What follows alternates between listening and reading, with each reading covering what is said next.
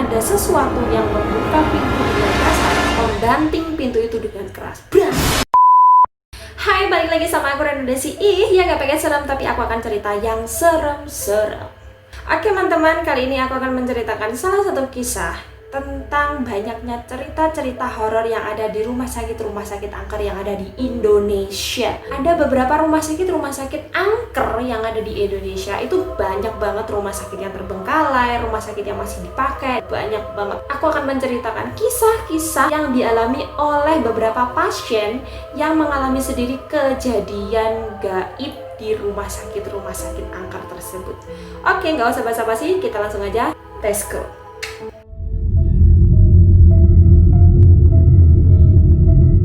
Oke, yang pertama aku akan membahas tentang BMC, Bandung Medical Center.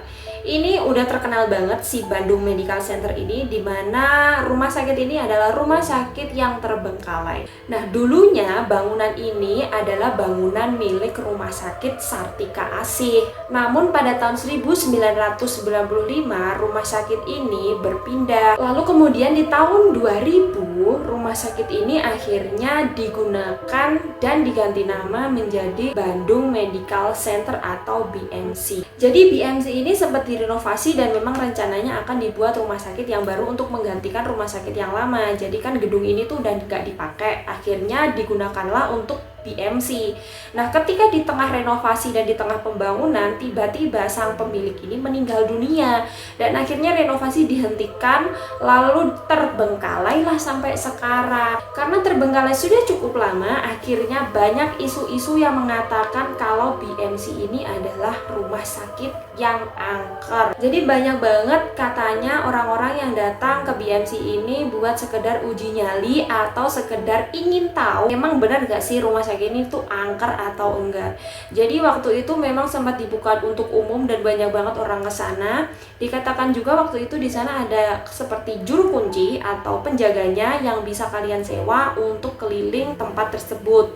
Nah, di tempat-tempat tersebut juga banyak sekali tempat-tempat yang katanya aura negatifnya sangat banyak dan sangat kental. Dikatakan kalau di sana ada kamar mayat dan kamar bayi yang merupakan tempat yang paling banyak hawa negatifnya, sehingga banyak pengunjung disarankan untuk tidak masuk ke ruangan-ruangan tersebut. Karena dikatakan juga kalau sebelumnya ada orang-orang yang nekat untuk masuk ke tempat-tempat tersebut dan akhirnya terjadilah yang namanya kesurupan. Akhirnya dari situ orang-orang jadi sudah tidak boleh masuk ke ruangan-ruangan tersebut. Ada tempat uji nyali yang biasa dilakukan di BMC ini. Jadi ada sebuah ruangan di depan kamar bayi di mana di situ biasanya orang-orang akan beruji nyali. Jadi dikatakan kalau ingin beruji nyali di situ, orang yang masuk di ruangan itu harus berjumlah ganjil, tidak boleh menggunakan senter, pintu harus ditutup dan tanpa suara.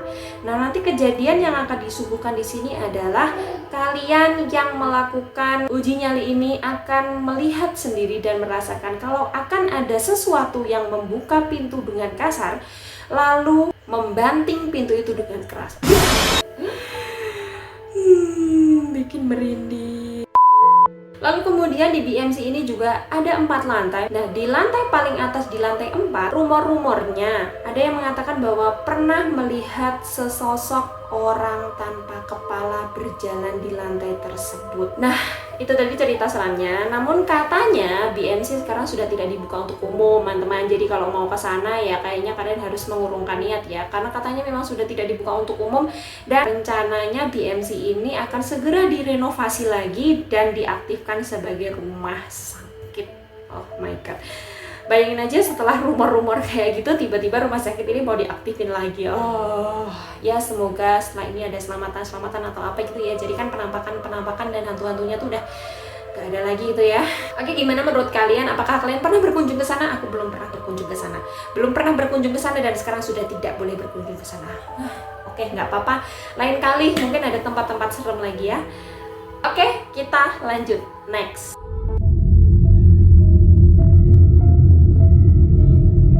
Rumah Sakit Dr. Cipto Mangunkusumo atau RSCM Jakarta. Rumah sakit yang berada di Jakarta ini katanya memang angker. Ya namanya rumah sakit sebenarnya sih memang ada hawa-hawa angkernya ya lah ya. Karena kan memang di sini kan namanya rumah sakit kan ada mayat, ada orang sakit, ada yang gimana operasi apa gimana gitu kan banyak banget. RSCM ini jadi sampai sekarang tuh masih aktif. Jadi aku mohon maaf sekali, ini hanya cerita yang aku bagikan aja. Anggap aja ini cuma hiburan. Jadi buat kalian jangan percaya amat lah ya, bisa dipercaya bisa enggak, anggap aja ini cuma cerita. Ini cerita juga yang aku dapat dari berbagai lini media.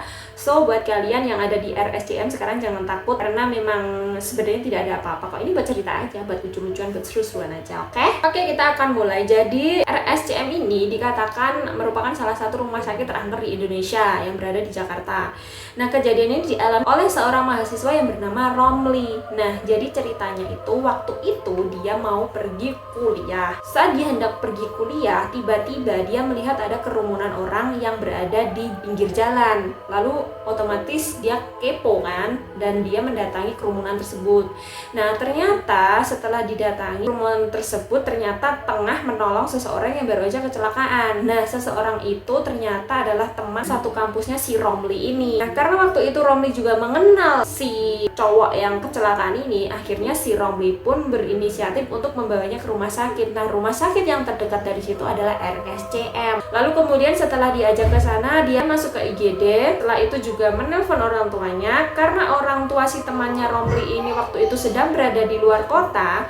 Akhirnya Romli dimintai tolong oleh orang tua temannya ini untuk menunggu temannya itu di IGD, sementara orang tua temannya akan segera menuju ke RSCM. Waktu itu ceritanya si Romli ini tengah nunggu temannya nih. Nah, tiba-tiba dia itu tuh terserang kantuk gitu. Nah, waktu itu jam juga menunjukkan pukul 23.30 malam. Karena dia tidak ingin tidur, jadi dia berinisiatif untuk membeli kopi di kantin rumah sakit. Jadi dia berjalan menuju kantin rumah sakit karena dia tidak tahu di mana kantin rumah sakit. Akhirnya dia bertanya dong kepada perawat yang ada di situ. Ketika sudah bertanya kepada perawat, si perawat pun akhirnya menunjukkan di mana kantin rumah sakit. Karena mungkin bagi Romli penjelasan si suster tadi terlalu belibet, akhirnya Romli ini menggunakan feelingnya untuk mencari sendiri kantin rumah sakit tersebut. Nah, disitulah hal-hal aneh mulai terjadi, di mana si Romli ini dia waktu itu berjalan di lorong-lorong yang gelap. Dia mulai mencium aroma obat-obat yang sangat amat menyengat sekali.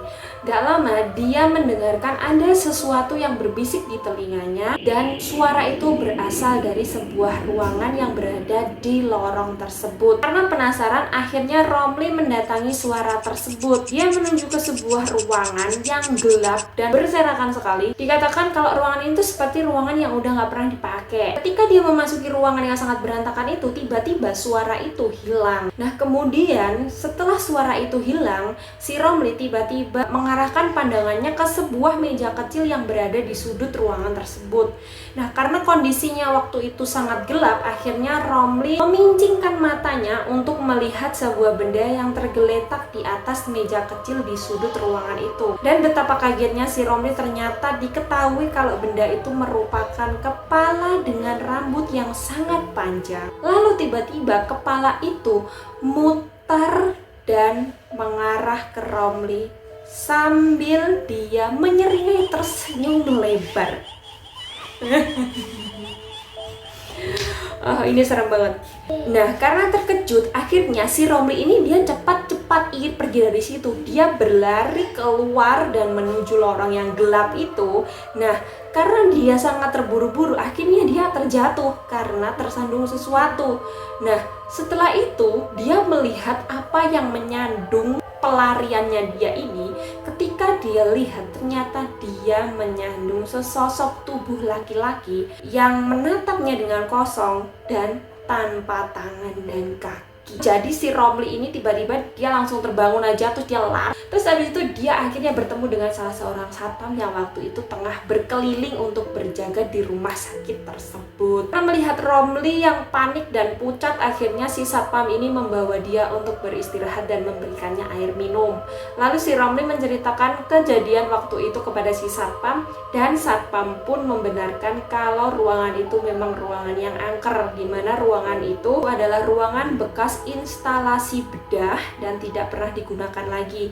Dan satpam pun juga mengatakan kalau ruangan itu memang benar angker adanya. Oke, gimana menurut kalian cerita yang satu ini? Apakah ini cerita yang benar-benar nyata mungkin bagi kalian yang tahu, atau cerita ini memang hanya karangan seseorang aja biar supaya ya seru-seruan aja gitu ya?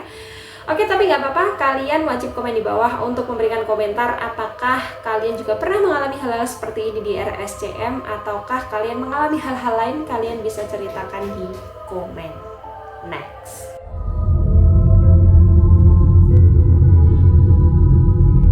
Rumah Sakit Immanuel Bandung. Nah, jadi kejadian ini terjadi di tahun 2000, di mana kejadian ini dialami oleh seorang ibu yang tengah hamil yang bernama Ibu Eni. Jadi Ibu Eni ini ceritanya waktu itu tengah melakukan persalinan di Rumah Sakit Immanuel ini. Lalu kemudian dia berhasil melahirkan seorang putri yang sangat cantik. Nah, ketika itu Ibu Eni ini berada di satu ruangan bersama suaminya yang menunggu, jadi hanya berdua aja, dan bayinya berada di ruangan lain. Nah, waktu itu jam menunjukkan pukul 00.30 pagi, di mana waktu itu Ibu Eni tengah terbangun dan dia meresahkan bayinya yang berada jauh dari dia. Namun dia mengurungkan niat untuk pergi dari kamar, mungkin karena kondisi dia yang masih lemas. Namun tidak lama setelah itu, tiba-tiba Ibu Eni mendengar ada suara kegaduhan dari luar ruangannya. Di mana suara kegaduhan ini yang terdengar adalah suara keranda yang didorong dengan cepat berada di depan kamar dia dengan tangisan terseduh-seduh yang mengiringi perjalanan keranda ini. Nah, akhirnya si Bu Eni ini menyimpulkan, oh mungkin hari ini memang ada yang meninggal dunia. Keesokan paginya, Bu Eni bertanya kepada suster, "Sus, apa benar sih kalau tadi malam tuh ada yang meninggal ya?" Lalu suster pun menjawab, "Oh iya benar Bu, tapi kok ibu tahu kalau ada yang meninggal tadi malam?" "Loh iya kan, soalnya kan tadi malam itu Sus, saya dengar sendiri kalau ada keranda tuh didorong di depan ruangan saya. Terus ada juga suara-suara tangisan tuh kayaknya keluarganya mereka ya Sus." Nah, Bu Eni bercerita begitu. Lalu suster pun kaget dan mengatakan kalau, "Bu, memang benar tadi malam ada yang meninggal. Tapi kamar mayat itu arahnya bukan ke sini. Dan kalaupun ada yang meninggal, gak mungkin orang itu dilewatkan di sini. Karena ruangannya ini sangat jauh dari ruangan kamar mayat. Otomatis jalannya gak mungkin lewat sini, Bu. Jadi semalam itu lewat jalan yang sangat jauh berbeda dari tempat ibu ini." Ibu Eni langsung kaget dong. Terus semalam yang dia dengar tuh apa dong? Ya kan? Karena suster menjelaskan kalau memang ruangannya Bu Eni ini nggak mungkin dilewati sama keranda mayat. Karena ruangannya itu jauh banget dari ruangan ini. Tapi Bu Eni dengar. Nah, setelah kejadian itu, kan masih di rumah sakit nih. Dia memang belum pulang waktu itu. Setelah persalinan dia memang belum pulang. Nah, dia malamnya mendengar lagi keranda yang didorong dengan suara tangisan-tangisan yang mengiringinya. Dan kejadian ini berlangsung selama 2 hari 2 malam berturut-turut. Dan akhirnya karena memang Bu Eni ini mungkin ketakutan atau gimana, akhirnya dia memutuskan untuk pulang paksa waktu itu. Nah, gimana buat kalian? Apa kalian percaya dengan cerita ini? Ataukah cerita ini hanya karangan? Atau kalian sendiri juga pernah mengalami di rumah sakit ini? Kalian wajib komen di bawah. Next.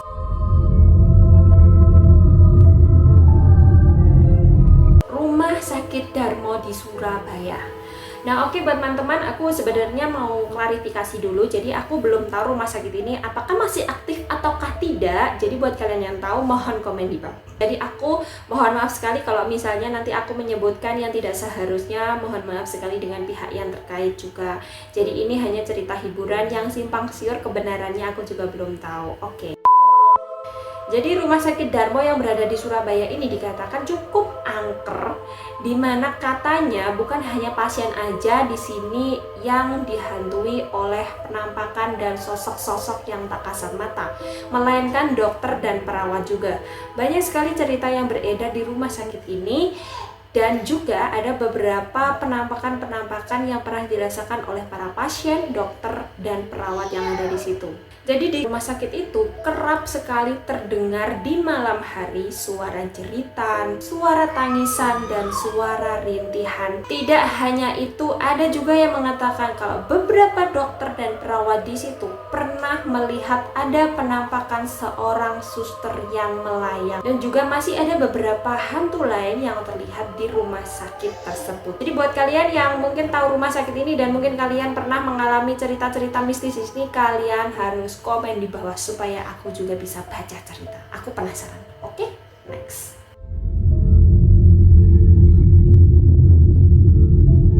Rumah Sakit Dharma Medika di Tulung Agung. Pada mulanya Rumah Sakit Dharma Medika di Tulung Agung ini sebenarnya sama kayak rumah sakit pada umumnya. Namun dikatakan karena biaya operasionalnya yang mahal, akhirnya mengharuskan rumah sakit ini tutup dan terbengkalai. Nah, terdapat juga sebuah cerita yang katanya cerita ini dialami oleh sepasang suami istri yang waktu itu istrinya melahirkan di rumah sakit ini. Jadi rumah sakit yang terbengkalai ini nih, mereka melakukan persalinan di rumah sakit tersebut. Setelah itu mereka pulang dong. Beberapa hari kemudian mereka kembali untuk kontrol karena memang mereka sudah diberikan jadwal untuk kontrol. Akhirnya mereka pergi ke rumah sakit tersebut untuk kontrol.